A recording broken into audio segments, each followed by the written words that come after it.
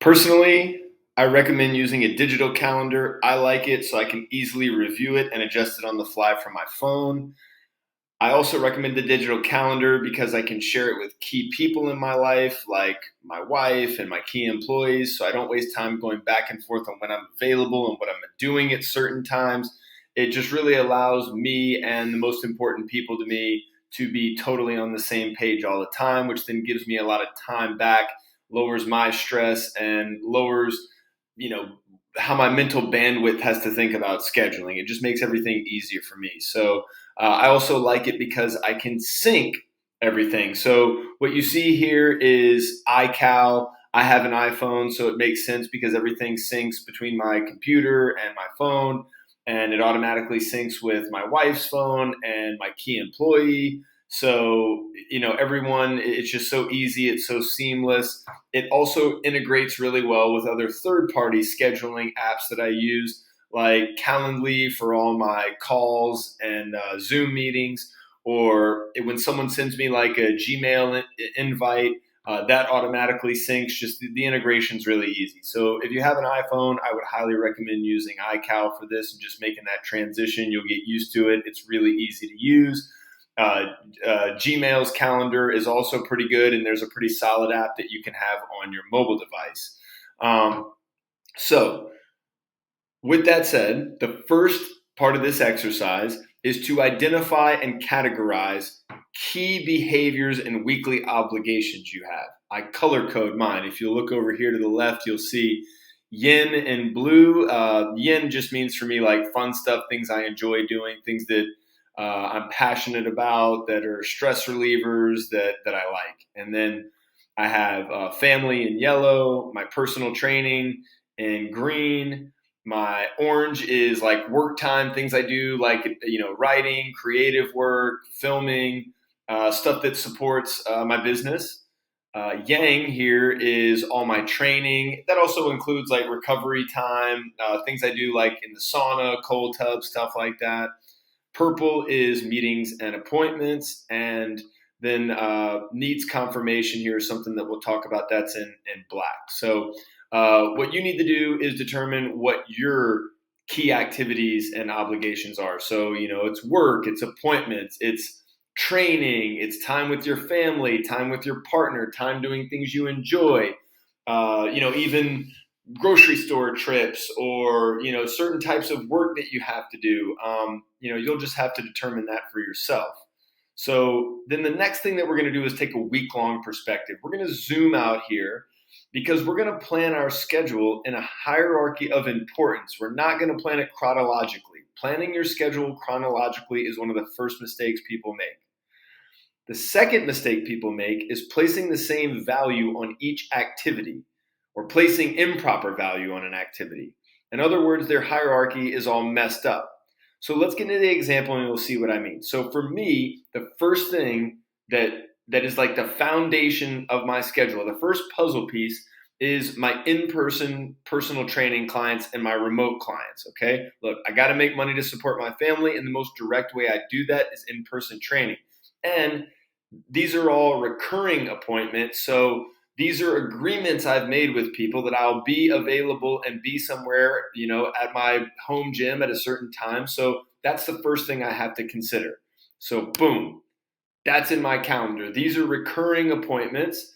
And then any other available time I have is what I use, to do a new client, or if someone needs to reschedule or something like that. Okay. So that's where we're starting. All right. Now, the next thing I got to do, the next most important thing for me, is I have to attend to myself. Because if I'm not happy, healthy, vibrant, energetic, and moving well, I'm not an effective trainer, coach, mentor, partner, or parent. If I'm miserable, low energy, and unfocused, I'm terrible in supporting my end of those relationships. If I'm stiff and achy, my job is harder to do or even painful, which sucks unnecessary energy and makes me less effective at my job. It makes me unpleasant to be around, and not a great example to those people that look to me to orient themselves. And if I'm unfit, how many fitness trainers, health coaches, or high performance mentors do well being overweight, unfit, and unhealthy looking? there are people that try to do it, but I could never do that, man. I would just feel like a fraud, and my any clients or people I worked with would rightly question my methods and question me. So here's the thing. This is what I do next. I put in my own training. All right, and you'll notice it's at a pretty consistent time, and and I'll explain that in a second. But I'm going to make the case for you. So you may be thinking, oh, well, I got these other things I have to do, but I've just told you that you're going to be better for everyone if you take care of yourself. And here's the other thing. Even if you're not a fitness trainer or health coach or mentor, people make judgments about you based in large part by your appearance. Hard truth. When you're unhealthy and unfit, people make assumptions about your discipline, work ethic, commitment, and ability to lead and deliver. I'm not making this up. Lots of social observational studies suggest that overweight people make less money, get less leadership opportunities, and generally don't ascend up the ladder as fast or as high as those that aren't. Not here making any morality judgments or anything like that. I'm just giving you a daily dose of reality. Okay? So here's the other reason I schedule my training next. Because I'm aware of my energy. I know if I want to have a productive training session, it needs to happen at a certain time. It's this time and not after I've done, 7 clients on a long day. All right. Doesn't mean I won't do it if I have to, but that's not conducive to me extracting the most value out of my time and having the best experience or being consistent. I want to enjoy what I'm doing with my training. So it's something I look forward to, not something that requires me to summon up a ton of willpower. So I enjoy it. I train. I do the sauna and the cold tub afterward. I'll get into the water, whatever. It's something I really look forward to. But I know that this time here, around 9, 10 o'clock, is when I'm at my best. Okay. So on that note, I also know that I'm my most creative and focused early in the morning. Okay. So I put my writing and my content creation and stuff like that here in orange. And I book that in the morning because that's when I'm like the most locked in. Okay. And I also put drive times here. There's a couple clients that I do see somewhere else. And so when that's the case, I like to put those drive times in, and I'll explain why in a bit. Okay. So next I book family time. So family is incredibly important.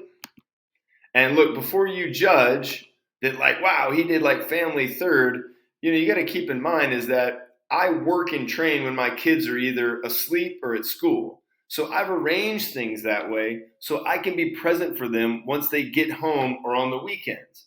And we have some certain things planned. This week right here is actually while they were on spring break, which is why I have some stuff during the middle of the day with them. On Fridays, I pick them up from school. They have a half day. We go get ice cream. We hang out. We have some fun. We do some stuff. So I want to make sure that I'm carving that time out. So then after that, I book in free or fun time, things I enjoy doing, things that aren't necessarily related to training. Though for me, it is movement stuff. I enjoy it as surfing. I like playing pickup basketball and pickleball sometimes. So I'll work those things in. But you see here, I've put some surf time in. All right. And this open time that you see, all the time that's left in black here, is my open time. That's what I have to play with. So this is when I'm available for other people and other things. Because I've been proactive about my schedule, I'm never on the defensive, never reacting. I know when I'm busy and when I'm available, which allows me to set personal boundaries and be disciplined and consistent for myself and others without having to use much willpower or mental energy. My mind is, as I said, I do 2 things with that time left. One is I book meetings and appointments or leave myself available to booking calls. As I said, I use Calendly for that. It syncs to my calendar so people can only book me for things at the times that work for me.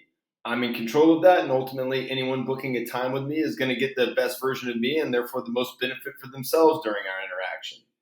The other thing I do is needs confirmation. So these are like tentative appointments. So especially for me when I'm working, doing appointments, sometimes clients will say like, hey, can we maybe move to this time, or I'd like to do this time, or a new client says that, but they haven't totally confirmed. So I'll put needs confirmation in, and I would put that like this. Let me put it in needs confirmation. So new client, and boom. And then, so at least because I've made a tentative arrangement with that person, I don't book anything else over it. And I also don't leave it available for someone to book a call during that time through Calendly, or to send me some type of G invite. And if I end up needing to move that, too easy. I just move it over, and the person, oh, now they want to do this other time. So needs confirmation is something that's great to have in your catalog here, so that you can use that to hold times even if something hasn't been totally confirmed. So the last thing I wanted to talk about is drive time. So for certain types of calls, I don't want someone being able to book me while I'm driving. I want to be laser sharp, focused on that interaction, totally present. Can't do that navigating LA traffic. So you'll see in some of these orange ones here that I have drive times. That's when, like, there's one client that I drive to go see them, and so I want to give myself some time there, so that I don't get a call booked when I'm trying to, get through the nonsense that is traffic around here. So with that said, I want you to go through that same exercise step by step, finding your categories, creating a hierarchy in your mind of your activities and obligations. And I want your time for training and self-care to be something that's one of the higher pieces of the hierarchy. And I then want you to consider where your energy is best used. What kind of activities is your energy best used for? For me, I do all my best writing and creative and content creation stuff in the morning. Sometimes I get like a little surge in the afternoon. So, I'll put something in the afternoon there. But, generally I leave that time open for calls or things like that.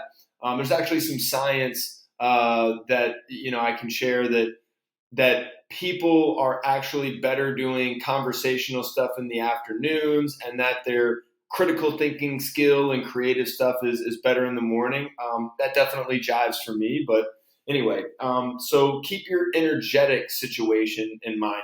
Where is the best, when are you at your best for training? Now, granted, the best time to train is when you can actually train and get it in. So, if your best time isn't possible because that's when you need to be at work or have some other obligation, then, go to the next best time. But anyway, so you'll systematically go through your week booking activities according to the hierarchy and working your way down, rather than booking your week chronologically.